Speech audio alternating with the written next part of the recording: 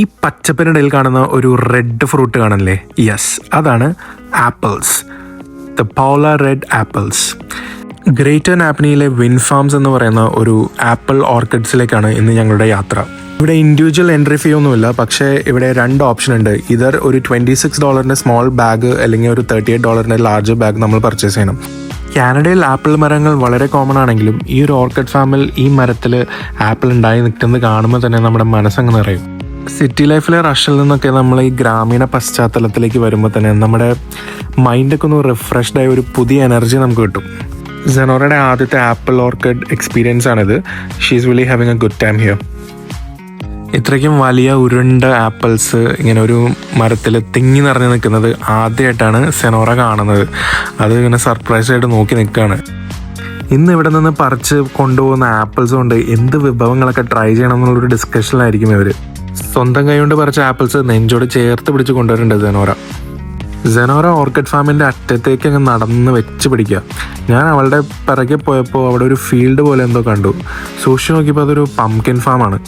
ഈ വരാനിരിക്കുന്ന fall സീസണിലേക്ക് harvest ചെയ്യാനുള്ള പംകിൻസാണ് അവിടെ ഉള്ളത്.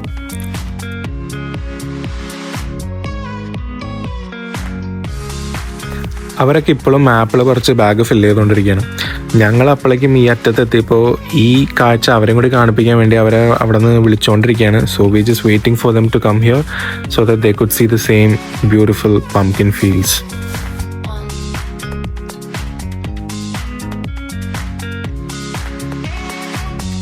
ഈ കാണുന്ന ഇലകൾക്കിടയിലേക്ക് നോക്കിയാൽ ഒരു പഴുത്തുകൊണ്ടിരിക്കുന്ന മത്തങ്ങ നമുക്ക് കാണാൻ പറ്റും.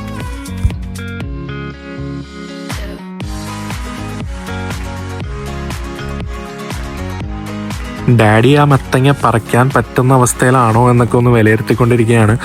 ഓണൊക്കെ വരുമല്ലേ, അപ്പോൾ ഫ്രഷ് മത്തങ്ങ ഫാമിൽ നിന്ന് പറിച്ചിട്ട് അതുകൊണ്ട് ഒരു എരിശ്ശേരിയൊക്കെ ഉണ്ടാക്കിയാലോ എന്നുള്ളൊരു ഡിസ്കഷനാണ് ഇപ്പോൾ ഇവിടെ നടന്നുകൊണ്ടിരിക്കുന്നത്. ആപ്പിൾ പോലെ മത്തങ്ങ അങ്ങ് ഈസി ആയിട്ട് പറിക്കാൻ പറ്റില്ല എന്നുള്ള സത്യം സെനോറ ഇപ്പോൾ മനസ്സിലാക്കി കാണും. ഡാഡിയുടെ ഭാഷ പറഞ്ഞ ഒരു ജിമിട്ട് മത്തങ്ങ സെനോറയ്ക്ക് ഇൻട്രൊഡ്യൂസ് ചെയ്തുകൊണ്ടിരിക്കുകയാണ് അവിടെ.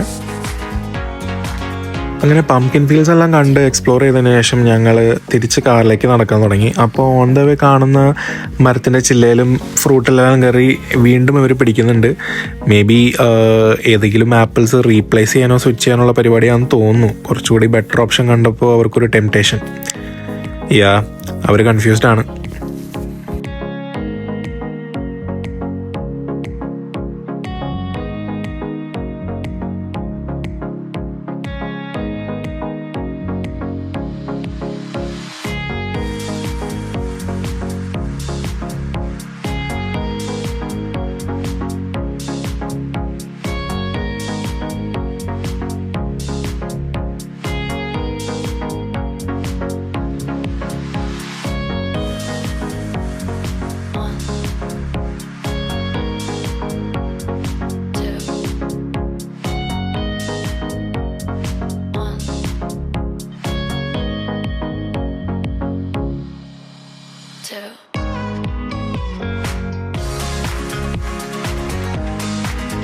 അങ്ങനെ ഇന്ന് ഞങ്ങൾ ആപ്പിൾ ഓർക്കിഡ്സിൽ പണിയെടുത്തതിൻ്റെ കൂലി ആ ബാഗിൽ ഫുള്ളാക്കി ഫില്ല് ചെയ്തിട്ട് കാറിലേക്ക് ഞങ്ങൾ നീങ്ങിക്കൊണ്ടിരിക്കുകയാണ്. തിരിച്ച് ഓൺ ദ വേ ഞങ്ങളൊരു ബീച്ചിൽ കയറാനൊരു പ്ലാൻ ഇട്ടെങ്കിലും ഡ്രസ്സിങ് വൈസ് ഞങ്ങൾ അത്ര എക്യുപ്ഡ് അല്ലാത്തതുകൊണ്ട് തൽക്കാലത്തേക്ക് ആ പ്ലാൻ മാറ്റി വയ്ക്കേണ്ടി വന്നു. ഓർക്കിഡ് ഫാമിൽ നിന്ന് ഞങ്ങൾ തിരിച്ച് ടൊറോണ്ടോയിലേക്ക് ഒരു കൺട്രി സൈഡ് റോഡാണ് ഓപ്റ്റ് ചെയ്തത്. അപ്പോൾ സെനിക് വ്യൂസും ബ്യൂട്ടിയൊക്കെ കണ്ട് അങ്ങ് പയ്യെ ഡ്രൈവ് ചെയ്ത് പോകാനുള്ള പ്ലാനിലായിരുന്നു. അപ്പോൾ അവിടെ ഒരു പർട്ടിക്കുലർ പോയിന്റ് എത്തിയപ്പോൾ ഗ്ലെനോറ എന്ന് പറഞ്ഞ സ്ഥലത്ത് ഒരു ഫെറി ഉണ്ടായിരുന്നു. It was like A dead end. So ആ ഫെറി ക്രോസ് ചെയ്തിട്ട് വേണം നമ്മൾ അടുത്ത ലാൻഡിലേക്ക് ക്രോസ് ചെയ്യാൻ ഈ ലേക്ക്. സോ ഞങ്ങളിപ്പോൾ ആ ഫെറിയിൽ കയറി അവിടെ ഒരു മാക്സിമം 21 വെഹിക്കിൾസിനുള്ളൊരു കപ്പാസിറ്റി ഉണ്ട്. പിന്നെ പാസഞ്ചർ കപ്പാസിറ്റി 117 അതായിരുന്നു. ആൻഡ് ഈ ഫെറി കംപ്ലീറ്റ്ലി ഫ്രീ ആണ്.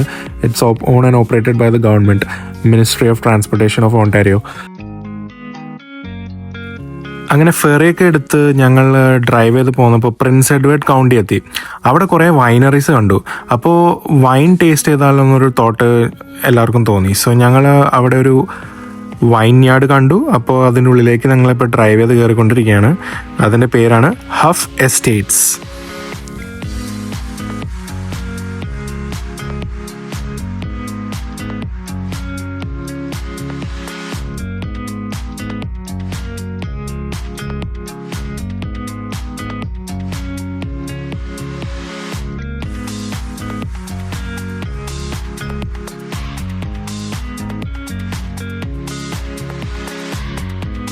അങ്ങനെ ഗ്രേപ്പ് വൈൻ യാർഡിൻ്റെ സൈഡിൽ ഒരു വൈൻ ടേസ്റ്റിംഗ് പരിപാടി ഞങ്ങൾ പ്ലാൻ ചെയ്തു.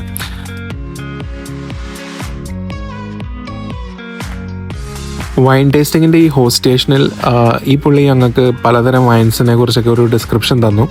എന്നിട്ട് അവിടെയുള്ള ഓപ്ഷൻസിൽ നിന്ന് നമുക്ക് ചൂസ് ചെയ്യാം ഏത് വൈനാണ് നമുക്ക് വേണ്ടത്. അതനുസരിച്ച് നമുക്ക് ആ വൈൻ ടേസ്റ്റ് ചെയ്യാൻ അവർ തരുന്നതായിരിക്കും. സോ ഇവിടുത്തെ പ്രൈസിങ് എന്ന് പറഞ്ഞു കഴിഞ്ഞാൽ ഒരു ഫ്ലൈറ്റിന് $15. ഒരു ഫ്ലൈറ്റ് എന്ന് പറഞ്ഞാൽ 3 വൈൻ നമുക്ക് ടേസ്റ്റ് ചെയ്യാൻ പറ്റും. അപ്പം ഞങ്ങളൊരു 2 ഫ്ലൈറ്റ് ഓർഡർ ചെയ്തു. So that's like 6 different vines could be tasted.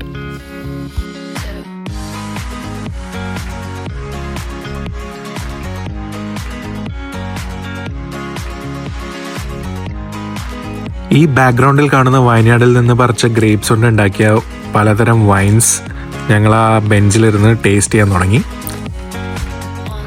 അകത്തും ഒരു വൈൻ ടേസ്റ്റിംഗ് റൂം ഉണ്ട്. അവിടെ നമുക്ക് പലതരം കളക്ഷൻസ് കാണാൻ സാധിക്കുന്നതാണ്. ഏജ്ഡ് ആയിട്ടുള്ള കുറേ വൈൻസ് അവിടെയുണ്ട്. ഇവിടെ നിന്നുള്ള ഒരു outdoor view it's like grand. പുതിയൊരു സ്റ്റോറിയുമായി ഞങ്ങൾ എത്തുന്നവരെ ബൈ, ടേക്ക് കെയർ.